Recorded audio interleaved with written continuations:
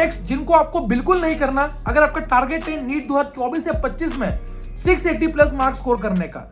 ये mistakes majority of NEET aspirants करते हैं, जाने या अनजाने, और लास्ट में उनको रियलाइज होता है कि हाँ यार मैंने गलती कर दी और ये मेरा स्कोर खराब कर गया। तो ये गलतियां क्या क्या है जानेंगे इस वीडियो में स्टेप बाय स्टेप। और अगर आप ये गलती करते हो तो आपको बिल्कुल एकदम ठान लेना है कि भैया इसके बाद मैं ये गलतियां नहीं करूंगा, अगर सच में आप डेडिकेटेड हो अपने गोल के टूवर्ड्स। ठीक है, तो फटाफट जानते हैं कि क्या क्या गलतियां हैं इस वीडियो में। अगर आपको ये वीडियो अच्छी लगती है लाइक कर देना वीडियो को यार, और आपके जो भी थॉट्स है अगर आप गलतियां करते हो इनमें से कोई तो कमेंट कर देना कि हाँ भैया ये गलती होती थी और मैं रिपीट नहीं करूंगा। तो फटाफट से वीडियो को शुरू करते हैं। सबसे पहली मिस्टेक और बहुत बड़ी मिस्टेक है वो है पैसिव लर्निंग करना। अगर आप लेक्चर्स ऑनलाइन कर रहे हो या ऑफलाइन कर रहे हो, जैसे भी कर रहे हो, आपको लेक्चर को बस देखना नहीं है, आपको उसमें इन्वॉल्व होना है। फॉर एग्जाम्पल अगर आप ऑफलाइन लेक्चर कर रहे हो, क्लास कर रहे हो, तो अगर कोई फिजिक्स टीचर केमिस्ट्री टीचर आपको क्वेश्चन दे रहा है उसको अटेम्प्ट करने का ट्राई करो, बस ऐसा नहीं कि बैठे रहो बाकी लोगों को देखते हुए। सबसे बड़ी गलती है क्लास में ध्यान देना और उसमें एक्टिवली इन्वॉल्व हुए कुछ ना कुछ करना, सॉल्व करना, फॉर्मूला डिराइव करना, सब चीजें करते रहनी है, चाहे आप ऑनलाइन कर रहे हो या ऑफलाइन कर रहे हो। इससे आपका कॉन्सेंट्रेशन बढ़ता है, प्लस आप बहुत सारी चीजें क्लास में ही सीख जाओगे, आपका टाइम घर आके बच जाएगा। तो more focus on active learning then passive learning. ठीक है, एफर्ट डालना क्लास में बहुत जरूरी। नंबर 2 मिस्टेक जो बहुत सारे एस्पिरेंट्स करते हैं वो है कि नोट्स बनाने में बहुत ज्यादा फालतू टाइम वेस्ट कर देते हैं। नोट्स तभी बनाओ जहां पे जरूरत हो। फॉर एग्जाम्पल बायो में अगर आप टाइम सेव कर सकते हो बिना नोट्स बनाए तो आप मत बनाओ। ठीक है, जिन चैप्टर्स में जरूरत नहीं है वहां पे एनसीईआरटी में एक्स्ट्रा पॉइंट्स को ऐड कर दो और टाइम को सेव करो ताकि आप बाकी टाइम फिजिक्स केमिस्ट्री में लगा सको। और नोट्स को बिल्कुल सुंदर नहीं बनाना, make notes that only you can read. कोई जरूरत नहीं है सुंदर नोट बनाने की। ये देखो मेरे रिसेंट नोट्स है, ये मैं आपको दिखा देता हूँ, एकदम सिंपल एक ही पेन से बनाए हुए नोट्स है। ठीक है, तो ये नोट्स मैंने अभी जस्ट बनाए थे 2-4 दिन पहले अपने एमबीबीएस में। तो ये नोट्स आप ऐसे बनाओ कि भाई बस आप रिवाइज कर पाओ, दैट्स इट। ठीक है, तो बिल्कुल फालतू टाइम वेस्ट नहीं करना। बायो के कोई एक्स्ट्रा सुंदर नोट्स बनाने में कोई दिक्कत नहीं है, जिन चैप्टर में जरूरत है सच में वहां पे आप एफर्ट लगाओ। थर्ड गलती ये होती है कि जब आप किसी चैप्टर को रिवाइज करते हो, चाहे वो फिजिक्स का हो, केमिस्ट्री का, बायो का हो, बहुत सारे बच्चों को बहुत एक्स्ट्रा टाइम लग जाता है चैप्टर को रिवाइज करने में। फॉर एग्जाम्पल अगर उन्होंने चैप्टर पढ़ा था आज से 1 महीने पहले, तो अगर उसको रिवाइज कर रहे हैं तो उसको कम से कम वो 4 घंटे, 3 घंटे या 5 घंटे दे देता है, जिससे होता क्या है कि उनका टाइम वेस्ट होता है। तो कभी भी प्रेफर करना quick revisions in short time over long revisions. देखो जितनी बार आप चीजों को रिवाइज करोगे, ठीक है, चाहे शॉर्ट टाइम में ही कर रहे हो, उतना आपको लंबे टाइम तक याद रहेगा। कुछ जितनी आप मल्टीपल रीडिंग्स करोगे, जितना आप देखोगे उस चीज को, उतना आपको मेमोरी में फिक्स हो जाएगी।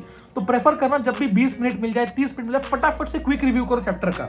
फॉर एग्जाम्पल अगर आप प्लांट किंगडम पढ़ रहे हो तो आधे पौने घंटे में जब भी फ्री टाइम मिल रहा है, खाने के बीच में, घूमते वक्त, उस टाइम को यूटिलाइज करते हुए चैप्टर को क्विकली रिव्यू कर लो। क्या एग्जांपल्स थे, क्या क्या टाइप के उनमें ये था वो था, सब कुछ रिवाइज कर लो क्विकली। ठीक है, तो quick revisions at frequent time interval prefer करना over long revisions. Fourth point is not revisiting chapters of biology. Bio में ये मेरे साथ भी होता है, शायद आपके साथ भी होता होगा कि एक चैप्टर के बहुत दिन हो गए, लाइक 20-25 दिन हो गए, और अगर उसके बाद मुझसे क्वेश्चन देखे तो आपसे आधे सवाल तो हिलेंगे भी नहीं, और इसका आपको लगता है कि चैप्टर वापस से रिपेयर करना पड़ेगा, टाइम वेस्ट होगा, ये सब चीजें होती है। तो सबसे बेस्ट तरीका यह है कि जब भी टाइम मिले, मेरा रोज का शेड्यूल था कि रात को यार 9-9:30 बजे लगभग आधा घंटा जब मैं टेरेस पे वॉक करता था, उस टाइम पे कोई ना कोई रैंडम एमसीक्यू कर रहा हूँ, या खाना खा रहा हूँ, या कहीं ना कहीं सुबह उठते ही यार टाइम मिलता थोड़ा सा, तो रैंडम एमसीक्यू रीड कर लिए। इससे होता क्या है, अगर आप बायो के रैंडम एमसीक्यूज करते हो किसी भी चैप्टर के, मान लो आपने चैप्टर पढ़ा था 20 दिन पहले, ठीक है, आपको लग रहा है कि आज कर रहे हो इसको रिवाइज, तो क्वेश्चंस के थ्रू रिवाइज करो। जब क्वेश्चंस के थ्रू रिवाइज करते हो तो आपको चीजें ज्यादा लंबे समय तक याद रहेगी, प्लस आपकी मेमोरी में वो घुस जाएगी। तो जब भी आपको लगता है कि हाँ यार चैप्टर शायद भूल रहा हूं मैं, उसके रैंडम क्वेश्चंस कर लो किसी भी बुक से, किसी भी पीडीएफ से, इससे आपको बहुत बेनिफिट मिलेगा। फिफ्थ मिस्टेक जो मेजॉरिटी ऑफ एस्पिरेंट्स कमिट करते हैं वो ये होती है seeking for external motivation constantly. देखो जब तक आप इंटरनली मोटिवेटेड नहीं हो, आप काम नहीं कर पाओगे, आप रिजल्ट प्रोड्यूस नहीं कर पाओगे। अप्स एंड डाउन्स हर एक की प्रिपरेशन में आते हैं। जितने टॉपर देख लोगे सबका स्कोर कभी ना कभी नीचे गया होता है, ये कुछ ना कुछ उनकी लाइफ में हुआ होता है जिससे वो लो फील करते हैं, डाउन फील करते हैं। उस टाइम पे तुम्हें उठाने के लिए बस तुम्हारा अंदर का सेल्फ मोटिवेशन ही होगा। देखो या तुम वो काम करो मत, सिंपल चीज है, ठीक है।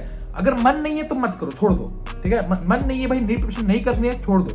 लेकिन अगर कर रहे हो, एम लेके कर रहे हो, ठीक है, कि भाई मेरे को ये कॉलेज छोड़ना है, मेरे को ये 680 650 मार्क्स लाने हैं, तो उसके लिए सबसे इंपॉर्टेंट फैक्टर है तुम्हारा अंदर का इंटरनल मोटिवेशन। अगर वो नहीं है, रिजल्ट नहीं प्रोड्यूस कर पाओगे। तो इसको कैसे मिलाए भैया, किसी चीज को इंस्पिरेशन बनाओ, टारगेट बनाओ, ड्रीम मत बनाओ, ठीक है। टारगेट बनाओ कि भाई मुझे फोड़ना है ये कॉलेज किसी भी हाल में, ठीक है। उसके लिए लग जाओ, अगर लगोगे तो फोड़ दोगे, ठीक है, ये अभी भी काम आएगा, बाद में भी काम आएगा, हर जगह काम आएगा, एनी फील्ड में काम आएगा। ये एक बहुत बड़ी मिस्टेक है। क्या है ये mistake? Not doing in depth analysis. बच्चे करते क्या है, टेस्ट दे के आ गए, भैया स्कोर कम आ गया, स्कोर इंप्रूव नहीं हो रहा, मजा नहीं आया, ठीक है, और डीमोटिवेट हो गए, रो रहे। सबसे बड़ी गलती इसमें होता क्या है ना, देखो टेस्ट होता है ना, याद रखना एक चीज, टेस्ट हमेशा तुम्हारे इवेल्युएशन के लिए होता है, तुम्हारे एनालिसिस जो है सबसे इंपॉर्टेंट पार्ट है टेस्ट का। जब भी टेस्ट देके आओ, जितना भी स्कोर आए भाड़ में जाए, ठीक है। मैंने हमेशा रूल बनाया ड्रॉप ईयर में कि स्कोर मैं देखूंगा ही नहीं उस दिन, ठीक है, कैलकुलेट कर लूंगा भले ही, ठीक है, लेकिन उसको मन पे नहीं लूंगा कि भाई इंप्रूव करना है कि कैसे करना है। सबसे पहली चीज जो करनी है, कितना कितना स्कोर बना। अगर बायो का पार्ट है तो एनसीईआरटी में से मेरे कौन से क्वेश्चन गलत हुए, अगर केमिस्ट्री फिजिक्स का पार्ट है तो कहाँ से क्वेश्चन गलत हुआ, और उन क्वेश्चंस को नोट डाउन कर लेना। ये मेरा नंबर 1 काम होता था उस दिन का। उस दिन मैं और कुछ नहीं करता, बस टेस्ट को एनालाइज किया, जितने क्वेश्चन गलत हुए उनका कंसेप्ट समझे, बैक टू नोटबुक गया, वापस से क्वेश्चन समझा, वापस उसको सॉल्यूशन निकाला और काम खत्म, और एंजॉय किया उस दिन। तो doing test analysis is mandatory. Number 7 mistake है not preparing to do list. बच्चे करते क्या है, सुबह उठते हैं, सुबह उठने के बाद जब वो फ्रेश हो जाते हैं, सब कुछ करते हैं, तो उनका मोटिवेशन डाउन हो जाता है। उसके पास कोई प्रॉपर शेड्यूल नहीं होता, भाई पढ़ना क्या है, क्या करना है, राइट। उस समय सबसे इंपॉर्टेंट चीज है, रात को सोने से पहले, चाहे 10 मिनट लगे, 15 मिनट पहले, सबसे इंपॉर्टेंट कहीं पर भी नोट डाउन कर लो, फोन में, पेपर पे, कि भाई कल सुबह उठती सबसे पहले बायो का चैप्टर खत्म करूंगा, या इतना पढ़ूंगा 3 घंटे के लिए, केमिस्ट्री ये करूंगा, फिजिक्स ये करूंगा। सबसे बेसिक चीज कर लो। होता क्या है कि बच्चे ये करते नहीं है, फिर पूरा दिन वेस्ट करते हैं, फिर होता है रिग्रेट, अगला दिन भी वेस्ट कर देते हैं, और ये लूप जो है ये बनता जाता है। किसी भी दिन आपकी 100% स्टडी नहीं होगी, चाहे कितना ही बड़ा टॉपर हो। अगर मैंने ठाना है कि मैं कल इतना करूंगा, शायद मैं 100% नहीं पहुंच पाऊंगा, उसका 70% 80% पहुंच पाऊंगा, लेकिन आपको टारगेट तो बनाना पड़ेगा कि 12 घंटे पढ़ना है कल। अगर 12 घंटे पढ़ना है तो एटलीस्ट 7, 8, 9 घंटे पहुंच जाओगे, और ऐसे करके बिल्डअप होगा और लास्ट में तुम खींच जाओगे, ठीक है। तो सबसे इंपॉर्टेंट चीज, to do list at night. Last and the 8th mistake जो कमिट करते हो आप लोग, वो है एमिंग फॉर परफेक्शन। बहुत सारे बच्चे कहते हैं कि भैया सारे सवाल नहीं बन रहे, सारे सवाल नहीं बन रहे। भाई सारे सवाल किसी से फर्स्ट टाइम में बनते ही नहीं है, ठीक है। या अगर वो बना रहा है चैप्टर, उसने पहले से बहुत चीजें पढ़ रखा है, सॉल्व कर रखे क्वेश्चन। सबसे इंपॉर्टेंट चीज, चैप्टर को खत्म करो, लेक्चर देखो, नोट्स बनाओ, उसके एमसीक्यू जब करोगे, ठीक है, तो 100 में से 60, 70, 80 एमसीक्यूज बनेंगे, 50, 60 बन सकते हैं।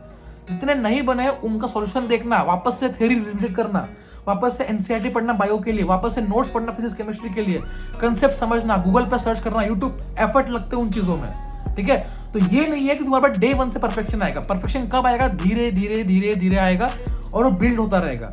बच्चे चाहते हैं क्या कि पहले दिन सारे क्वेश्चन बन जाए, 2 क्वेश्चन नहीं बने, डिमोटिवेट हो गए, चैप्टर छोड़ दिया, सबसे बड़ी गलती, ठीक है। So don't aim for perfection from the day 1, ठीक है। परफेक्शन लास्ट तक नहीं आएगा। लास्ट तक मेरे पास बहुत बार पढ़ लिया था, ठीक है, बहुत सारे टेस्ट दे दिए, नंबर भी अच्छा आ रहा है, लेकिन फिर भी गलतियां कर रहा हूँ क्वेश्चंस में, फिर भी नीट में गलती करके आ गया ना, ठीक है। अब बोलोगे भैया इसका 720 आ गया, हाँ 720 आ गया, बट कहीं भी उसको देखना एवरेज को टेस्ट में 720 नहीं होगा, 700, 680 ऐसा ही होगा, राइट। तो परफेक्शन तुम्हारा नहीं आएगा, ठीक है। परफेक्शन की तरफ जाओगे, 10 to perfection, 10 to infinity at last. लेकिन इनिशियली तुम्हारे क्वेश्चन गलत होंगे, तुम्हें चीजें समझ में नहीं आएंगी, लेकिन जब तुम चीजों को समझोगे उन क्वेश्चंस के थ्रू, आप धीरे धीरे टुवर्ड्स परफेक्शन जाओगे, right. So this were the 8 mistakes जो आपको बिल्कुल कमिट नहीं करने। अगर आप प्रिपेयर कर रहे हो नीट 2024-25 के लिए, आपका बिना टाइम वेस्ट किए मैंने सारे मिस्टेक इसका कवर कर लिया है, ताकि आपका टाइम वेस्ट ना हो, ठीक है। और ये 8 मिस्टेक्स ऐसी है ना जो आपको लग रहा है कि इतनी बड़ी नहीं है, लेकिन जब ये पाइलअप होगी और जब आपको जब फील होगा ना कि भाई नहीं करना चाहिए था, क्लास में ध्यान देता तो, शायद नोट्स में इतना टाइम वेस्ट नहीं करता तो, शायद टेस्ट को सीरियसली ज्यादा एनालाइज करता प्रॉपरली तो, और जब वो शायद ऐड होगा, आपको रिग्रेट होगा, राइट। तो इन सब से ऊपर उठो, इन गलतियों को अवॉइड करो, थोड़ा एक्टिव बनो, थोड़ा सा गोल ओरिएंटेड बनो, ड्रीम छोड़ के उसको एक टारगेट बना लो, ठीक है। चलो, all the best, bye bye, see you in the next video. Telegram group join करना बिल्कुल मत भूलना, अथर्वा अग्रवाल ऑफिशियल। सारे अपडेट्स, नोट्स, एमसीक्यू सब वही मिल रहे होंगे, और बहुत सारी चीजें शेयर करूंगा। व्हाट्सएप चैनल ज्वाइन कर लेना, जिसका लिंक मैं डिस्क्रिप्शन बॉक्स में दे रखा है। See you in the next video.